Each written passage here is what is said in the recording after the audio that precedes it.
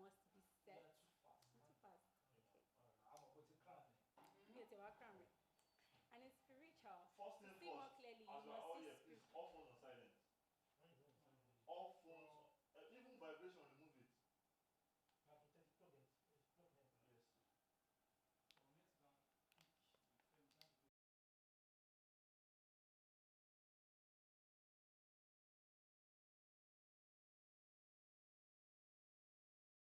Yes. Yeah, talk. Good morning, viewers. Good morning, viewers. It's another enlightening edition on the Discuss today. I'll be discussing like we always do. Of course, it's a live session because the Discuss is a year older.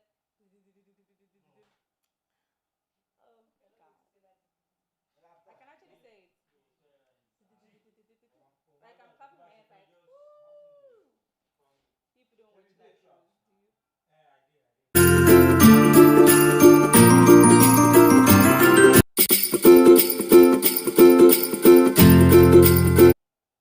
What phone is ringing? Is your phone? Sure, you low.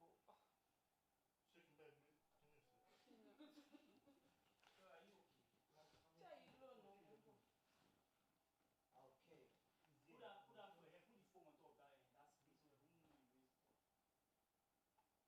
But you can see her already. How about me? 1 2 2 1 2. So please, please, please.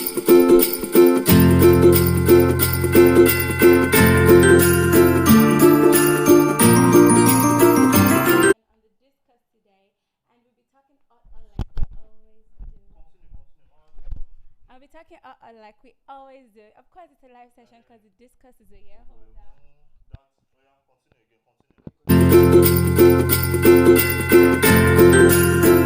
On the Discuss today, I'll be talking like we always do. Yeah, It's a live session today.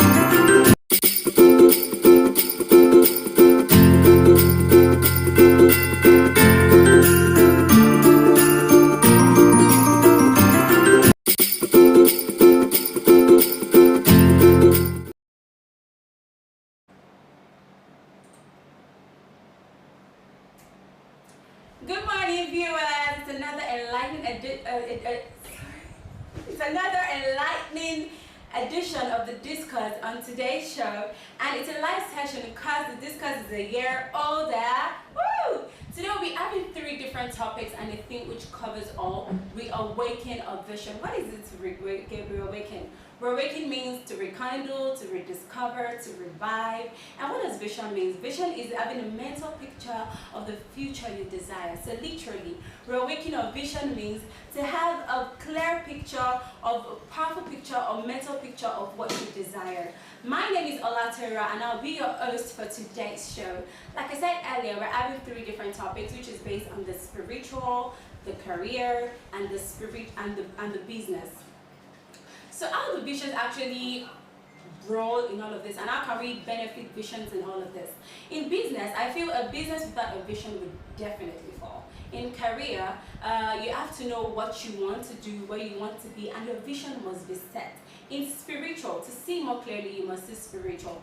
Vision comes from God, yourself, and circumstances. You know, in vision, there are 3 categories of people with visions. Firstly, the first categories of people are those who have visions, but they do not know what to do with it. They do not have the passion. The second category of people are those who do not have visions, and they don't have visions, and they don't know where to start from. Like, they don't have what it takes, the strive.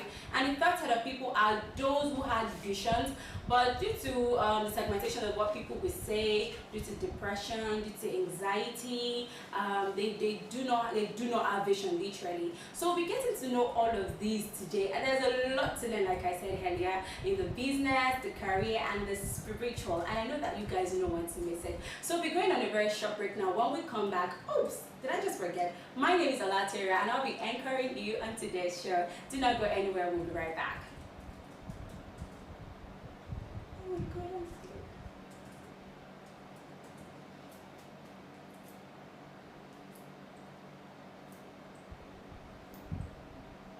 It's not a matter of whether or not we can. Everybody can, but not everybody will.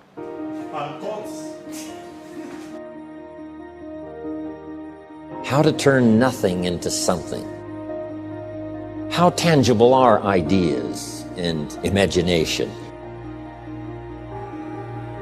Ideas that become so powerful in your mind and your consciousness, they seem real to you even before they become tangible.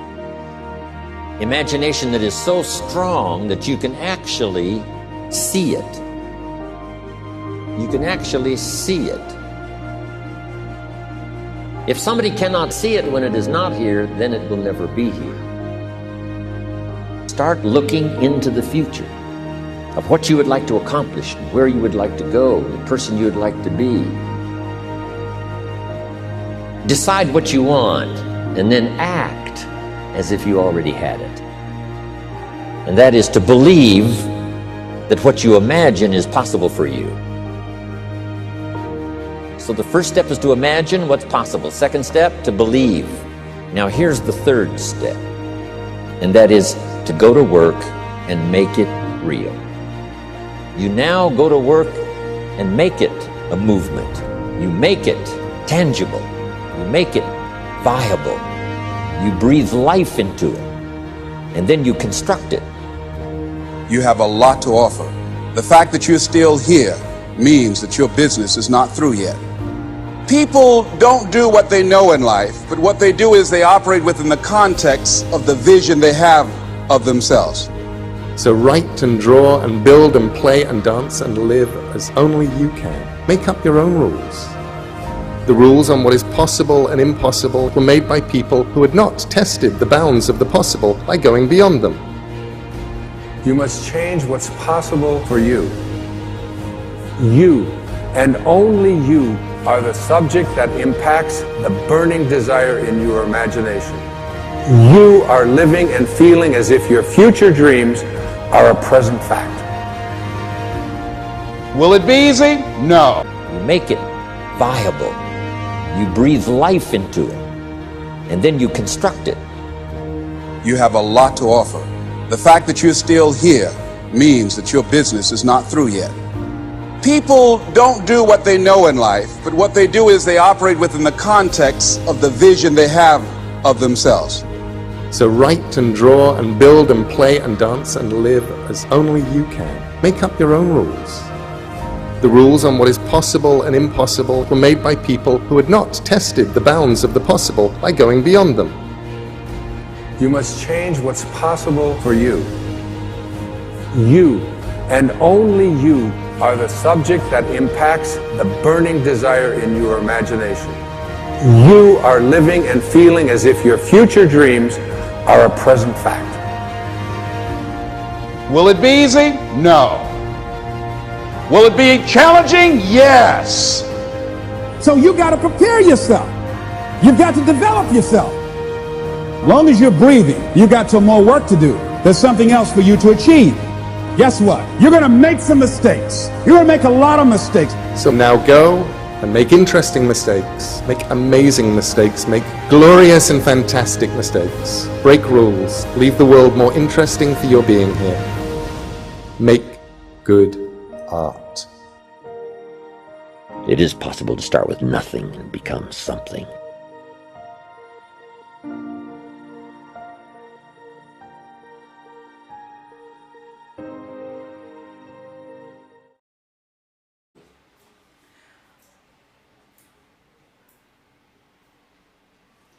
Yeah, the discourse is one, and we are so grateful to celebrate this 1 year anniversary.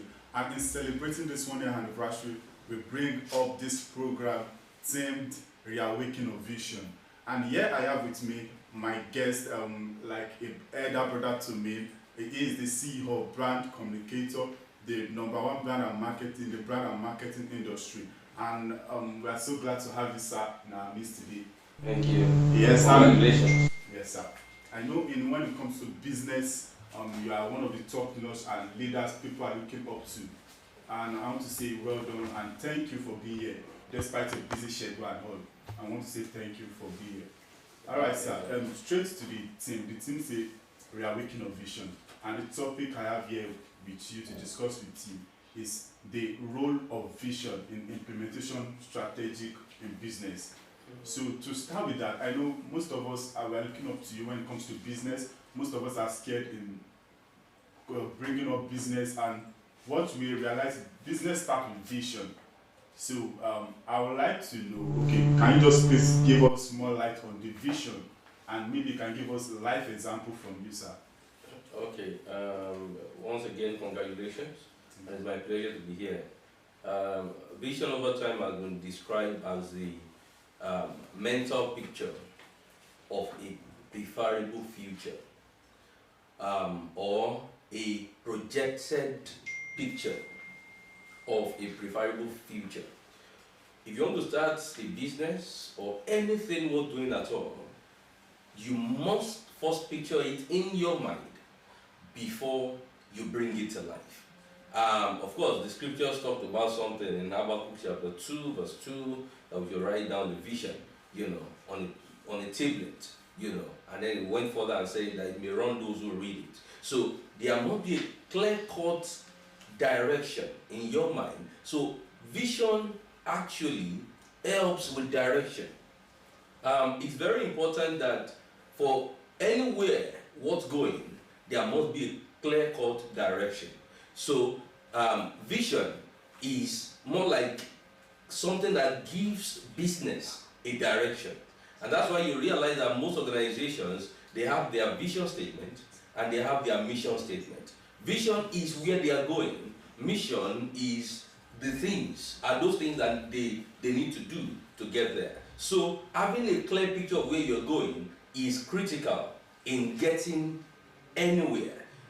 You cannot hope to arrive at the destination if you do not know where you're going. So vision is that where you are going. And of course, you talked about me giving an example. For instance, about a couple of years ago, let's say about 13 and a half years ago, in about 3-4 months, it's going to be 14 years. Wow. We had this vision to start a platform that will bridge the gap between the marketing communication industry and hybrid towers, talking about our institutions of learning. The vision actually came long before then, but in terms of it coming to life, it came to life on January 18, 2008. And of course, we had the vision. And having the vision, we then set out plans on how we are going to bring the visions to reality. And that was eventually what we did. So without the vision, there is no achievement. Without the vision, there is nothing you can attain. You know, a vision is like a goalpost, you know, that helps footballers on a football pitch for them to know if they are actually scoring, you know, to have a target. You know, if you have two football teams on a pitch and there are no goalposts, then you term them as being foolish because there is nothing they are aiming at. So vision is what gives that direction, you know, and makes life, makes business, makes any adventure worthwhile. Yeah, thank you very much, sir. From what you said, I realized and I remembered one of our fans asked me to ask this question, which I think I need to ask you. Can you please help us differentiate when it comes to idea and vision? Are they the same? Are they, what are they? How are they? Okay, an idea gives birth to a vision. Okay. You know, an idea is, goes to so many people. You know, when ideas drop, it drops thousands of people. However, it takes more effort to transform an idea to a vision. So an idea and a vision is a refined idea. It's a refined idea. It has gone beyond being in the mind of anybody. You have made it crystal clear. Remember what I said earlier about, you know, what scriptures talked about we are writing it down. So writing things down helps you to move it beyond an idea and it becomes a vision. For instance, even a nation, you know, you want to talk about, okay, how the name Nigeria was created and all of that. They have to pen something down. You know, we have the idea that people from this part of the world, that part of the world should come together to form a country and all of that. You know, that's an idea. You know, taking it beyond that level that, okay, let's call ourselves this. That is at that point that it becomes a vision. A vision is a defined idea. Okay, sir. Thank you very much, sir. And one thing I want to ask is, when, like, I want you to give us a practical example. I know you are a successful businessman, and we know in the economy of today, fund can frustrate vision or idea. How were you able to navigate through? The vision is there. What was your first move, and how were you not able to get frustrated with funding? Okay. All right.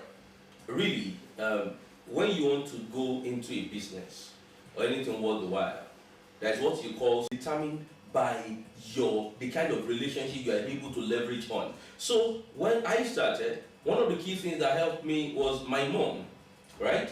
Now, she had so much belief in the vision. And so I remember my mom having to collect salary advance for a lot of, sometimes for a year, part of her salary, and then she would go get the loan and all of that. And of course, I also have to leverage on relationship with people that I've met at different events, you know, and of course, without abusing the access to them, because that is what messes up a lot of people. When you have access to people, you must manage it so you don't abuse relationship. So in terms of funding, it's important that you leverage on your network. It is the people that you know. That's why a lot of businessmen, some people tell you they've never accessed a loan from a bank.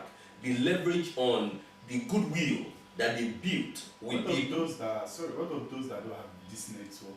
They're just starting from scratch, in the local environment. What is your advice to them? Build a network, build relationships. For instance, in the scriptures, in the Bible, there was this woman that had to expand. You know, she and her child would have died, you know, because they were owing a lot. And what the man of God told that particular woman, said she should go and borrow vessels. Now, if she does not have relationship, if she does not have a good, now that means that, okay, she wanted something, and then bringing it to life, she had to leverage on her network.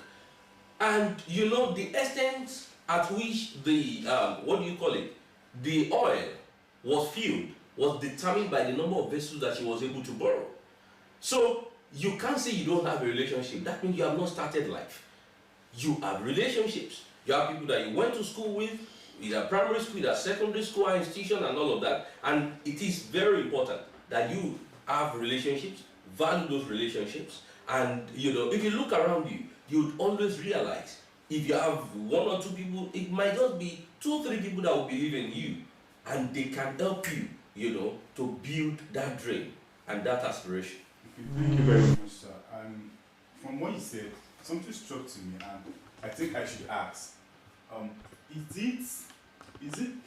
it advisable to share a vision even when it is not clear? Okay. It's, in fact, it might be one of the best ways to go, and that is where mentorship comes in. If you want to go far, you know, you may need to ride on the shoulders of giants, people who have been through what you want to go through, so that you don't have to reinvent the wheel.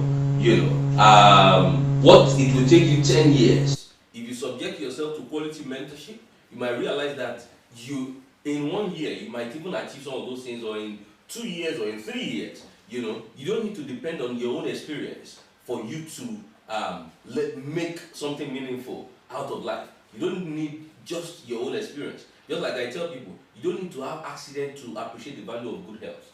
If you have seen someone that had been in a very bad state of health, you can learn from the person's experience. You know, so for me, you know, it's very important that all of us, you know, maybe just factor this in. Thank you, sir. Okay, this brings me to another question. We know that someone like you, at least we've heard your story, we've read about it, and we know you started, and one thing that struck to me, I'm so sorry, with your age and the height you've attained, when you started what you do, at least there are people you met in the field, how were you able to navigate that path? That even as far as there were people who were doing the same thing you were doing, how were you able to at least still go ahead of them? What was the strategy in the successful business? Okay, I mean, just like the topic you're treating about vision. Now, you must at every point determine the 5 W's and H, you know, which we use in 5 W's and H. You know, that helps you, you know, it's used more in journalism. The 5 W's and H, which is the what, the where, the why, the when, the who, and then the how. The H is the how, you know. Now, so if you want to do something, the question is, what do you want to do? Then the next is, why do you want to do it? You know, and then when do you want to do it? Then who are your target audience? You know, and where are they? Then how do you get them?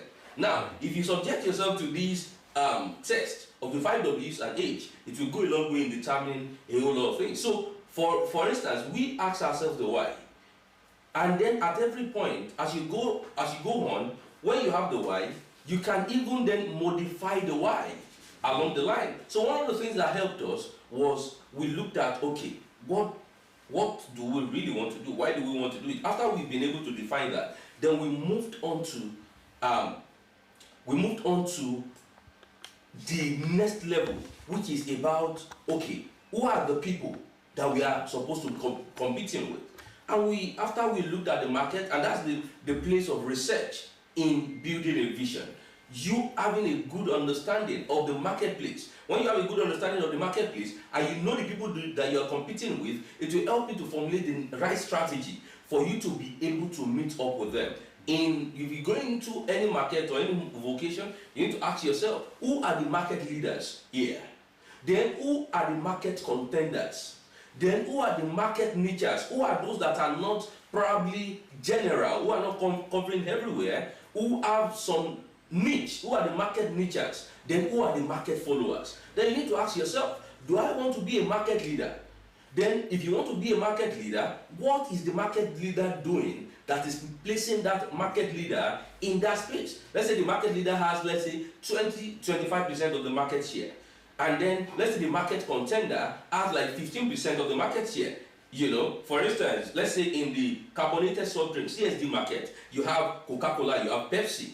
You know, now someone can be leading at the global level, and at the local level, you might have another person that is leading. Just like, as you know, for instance, in the carbonated soft drink market, even the two biggest players nationally in Nigeria, they are not the ones leading in some of the regions. If you go to Southeast, you see some other carbonated soft drink that are doing very well there. So you ask yourself, where do I want to play? Who are those that are playing there? Who is the market leader? Who are the market contenders? And how do I break into? So when we ask ourselves those questions, helped us. We had to get other platforms that were already in that market, and then we looked at what they are doing right, and we looked at their weaknesses. So after you've done SWOT analysis, you looked at the strength of the market leader, you looked at the weakness of the market leader, then you say, okay, I haven't studied the strength and the weakness, let's look at the whole, which is the opportunities. Then let's look at the threats to us if we want to break into this level that the market leader is. And having done that, you'll be able to then build, the right strategy,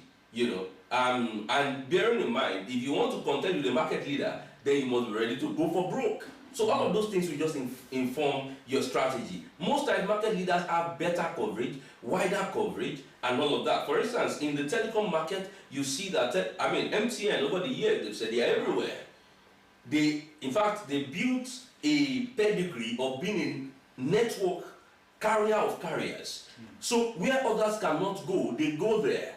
And then others now leverage on their own infrastructures to be able to get to those places. So if you want to contend with the market leader, then you must be ready, and look at those things that are keeping the market leader going. And then can you put in place the same thing, because if you cannot put in place the same thing, then you may not be able to compete favorably. If you go to, for instance, the pay TV market, you realize that there are different people that have come into the pay TV market, but none of them have been able to give multi-choice, DSTV, a good run for their money. Everybody comes. There was a time, this Toyin Subaru thing, when they came into the market, they tried. But at some point, they packed up. TSTV came, Kwese came some years ago, they could not do so much. Concerts came, then DASA from Dark Communications came. All of them came, but they've not been able to break into that space. The Will Multi-Choice has been able to enjoy that, So your understanding the 5 W's and H, that helps you to guide things right, and that helps you to develop the right strategy, and that was what we did. And when we did our SWOT and we leveraged on the opportunities, and looked at our own strength and how we can break into what the market leader at that time was doing, that helped us to be able to give them a good run for their money, and that helped us to displace them from that number one position. Wow, thank you very much, sir. I noticed from your speech you are using the word we, and I know you are the CEO of the company. And at the point of when you saw the vision, the idea, okay, let me establish this, how were you able to gather the team that were able to buy the vision, and were also able to not frustrate you, or how were you able to manage that space? For any business, the most valuable asset of any business enterprise are the people, right? So organizing the team, for instance, when I started, because I started as an undergraduate, so it was easy for me to look at like minds, that are probably going in the same direction with myself, and I was able to sell some of this vision to some of them. Because the scriptures talked about give that you make the vision plain and let it run those who read it. So the place of communicating the vision as the vision carrier, determines if people will want to come along with you. You must communicate your vision in a very convincing way. Because if your vision does not convince you, if you cannot convince me, then how can I come along that path with you? Bearing in mind that there are so many things competing for our attention. So, selling the vision to like minds, helped when we started.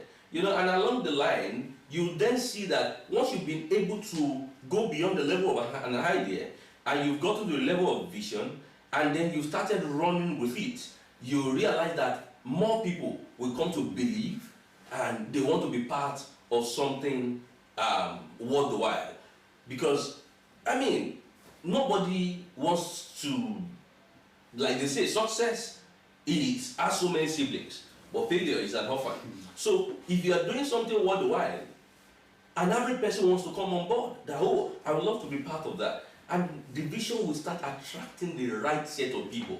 Then as a visionary, along the line, you also have to then look at those who just want to jump on the train, who can slow you down. You have to look at the right set of people. And your why will also determine who you allow on the train. Your why. Your why is just your vision, the reason, your purpose, the reason the organization exists. For instance, if someone that is not supposed to, that cannot add any value, really, fine, everybody can have their own value, but not everybody is useful in your own journey. So someone can be excited, but the person may not be meant to be part of your team. So you must be able to discern who is gold and who is bronze. Wow, thank you very much. And not to waste most of our time, I just wanted to list some of the frustrating things that happened to you. Maybe you can just share us a few stories. I know on the journey, there must be something frustrating that could have said, okay, let me relax, don't let me just continue. But what can you just tell us, because most of we the youth are just trying to build a successful business. At the journey, we get frustrated, maybe the vision is not clear, it's still blur. How were you able to manage all of this, and what are the things, what's your advice for them? Okay, that's two questions. The first are the challenges. The first challenge was what you addressed earlier, which is the funding. The second is getting the right set of people to work with you and go with you on the journey. So I had those challenges too. Challenges of funds. I remember, I think I've shared the story with a couple of people. Those times when you're trying to submit proposals to organizations and you only have the money to get to where you're going, you don't have the money to come back. And funding has gotten me to the point where I had to beg for money on the streets of Lagos, to be able to get back. And of course, the following morning, I will still get out again. Once I have the money to get to where I'm going, the most important thing is for me to get to where I'm going. And for me, God will make the way for me to come back. The worst that will happen is I will trek. So funding was one of those challenges. Then secondly, the challenge of people,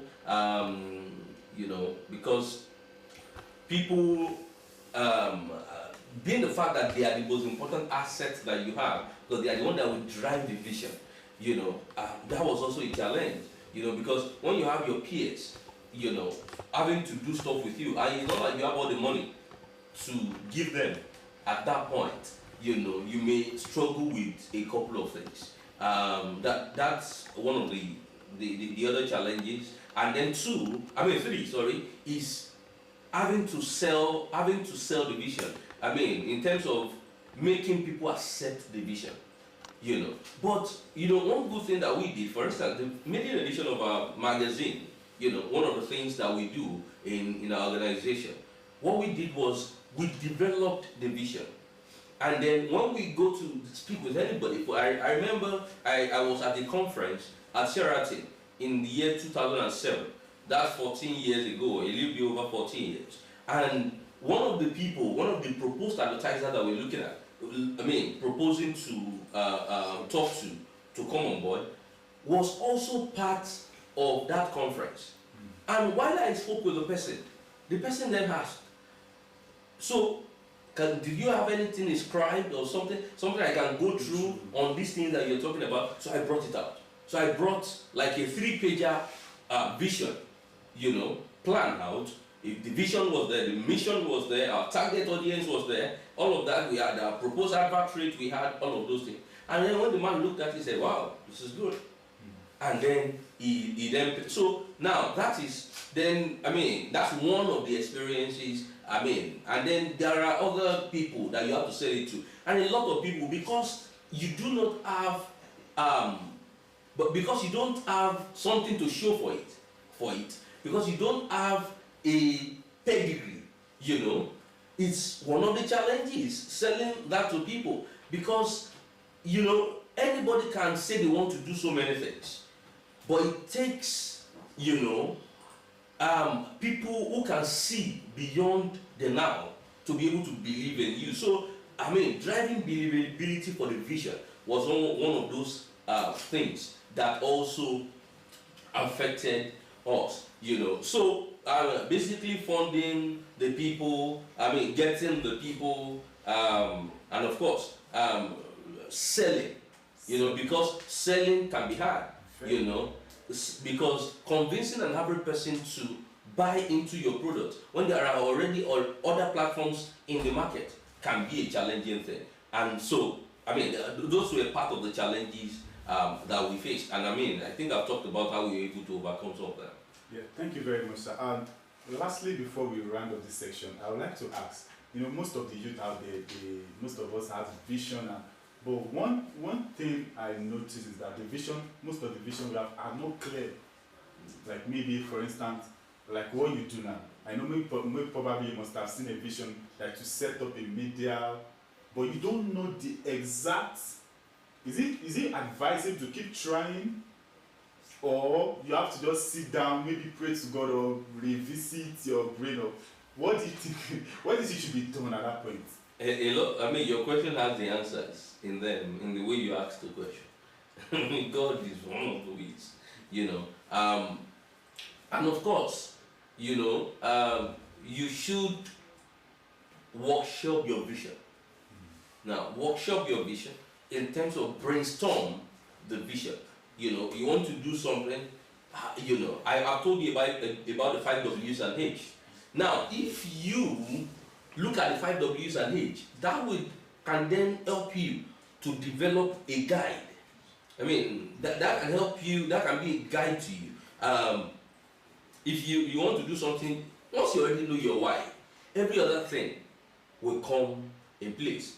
Most times, vision comes with its own provision, in terms of how you're going to go about it and the way, you should formulate anything about it. So if you have a vision that is not yet so clear, you should take a little bit more time, digging, and the most, one of the very lovely things in our world today is Google is your friend. So if you want to do something, you can actually go back and look at the market, that space. Who are those that are doing what you want to do? And how are they going about it? Then you can look at that locally, you can look at that nationally, you can look at that internationally.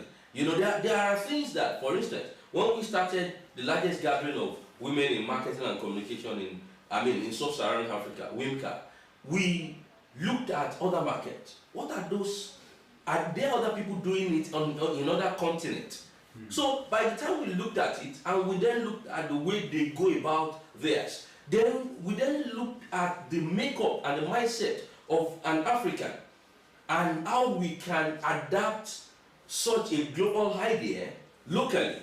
And that helped us in putting strategy in place for us to develop something that will be accepted in this market. So it is very key that you must be very intentional about digging,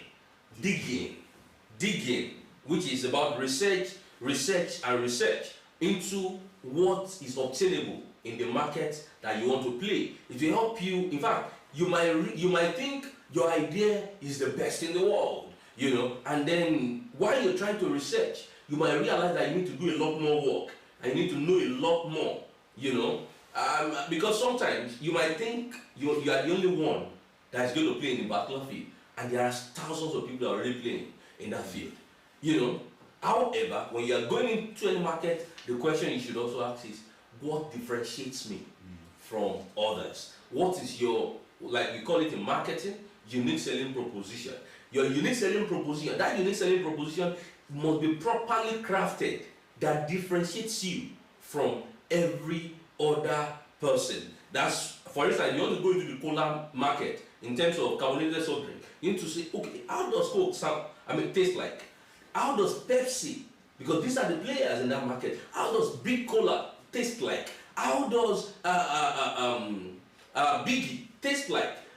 What is going to what is going to differentiate me? I remember one of the top marketing professionals in the country who used to be a mentor, talking about how they came about the bottle of Coke. That they needed to create an experience for people, that okay, so they had to develop the bottle of Coke at that time to have a contour like the body of a woman, and then such that when you grab a bottle of Coke, you are grabbing it like a guy is grabbing the waist of his babe, So how do you craft such an experience into a product? You need to do proper research. So those things will help and guide, yeah? God bless you, sir. Yeah, thank you. Yes, sir.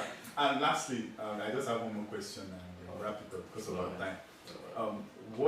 We know you're a successful businessman, you are top. I'm still working. Everybody always say they're still working. What are the things that one must look at? Like, what do we look at in a successful business? Like, what are the characteristics of a successful business? Well, any successful business, your P&L is the key thing. P&L. What does your book look like? Your profit and loss. Are you making profit? Profit and loss. No matter how great your business idea is, your vision is, if it's not paying your bills, if you are not breaking even, then can you really say you're in business? What of, sorry to cut you that. Okay. What of is it if you are giving back to humanity? Giving back to humanity is not a business. It's a vision, and even for at that, you must not be running at loss. Even churches, you can't run a church that is meant to be a charitable organization. You can't be running at loss, and your church will thrive, for a long time. You realize that even churches that are supposed to be giving back to the society, they run them with a profit and loss mentality. That look, this is the amount of tithe and offering that comes in. This is the amount that we use in paying our staff and all of that. And then with all of that, they can say, okay, this is the amount that we have left. Church is safe. For instance, what does that mean? As an organization, you must get your books right. You must get your books right. Get the right people and ensure that your inflow, is way more than your outflow, which is about the profit and loss thing. Make sure you manage your resources. Managing resources is what you will go a long way in helping you. I was talking about the example of churches. You realize that a lot of churches, in fact, they built a model that helps them to save for them to be able to then scale up and do massive projects. Someone built the largest church currently in Abuja of 100,000 capacity, and he said